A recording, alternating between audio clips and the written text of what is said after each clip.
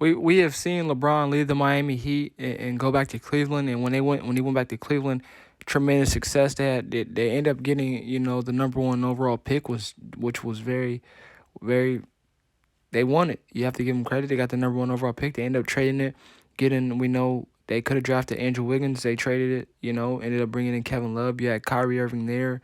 You bring in LeBron, some veterans, and you have a great team. You make all those trips to the NBA Finals. You see LeBron James run through the East at the time, and it proved to be very well. They won the championship in 2016, down 3-1. We know about the comeback, but now LeBron James is a lot older. And you talk about the potential of him coming back to Cleveland and what would it mean for this team.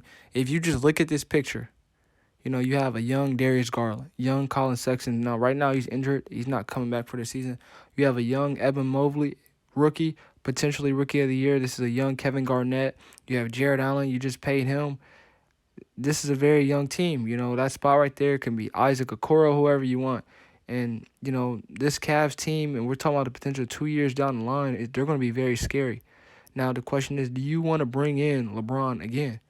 Because what are the odds that he keeps all four? He's potentially, everywhere LeBron goes, we see at the trade deadline, he's going to trade some players.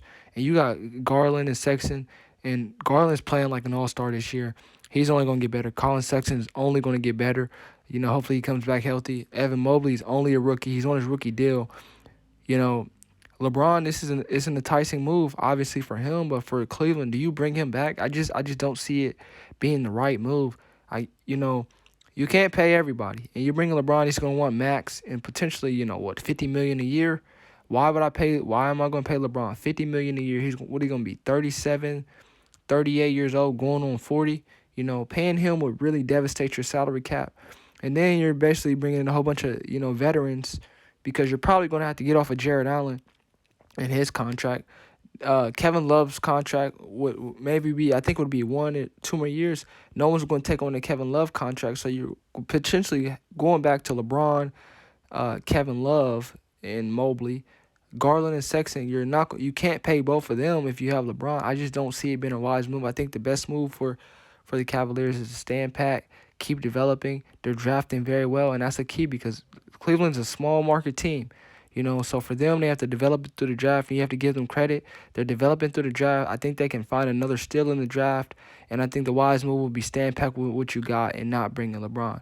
Even though he's older now, if he wants to come in on a vet minimum, of course you take it. But if LeBron is asking for $50 million, trying to trade Jared Allen, getting rid of potentially Colin Sexton or Garland, that's not going to work this time. And I think that the smart move for the Cavs would be to not bring LeBron back unless it's for the vet minimum. That's it. If not, if he wants the $50 million a year, we can't do business. And this is hard because who wouldn't turn down LeBron? And I think this would be the first time in his career that he would get turned down by a team that he won a championship for.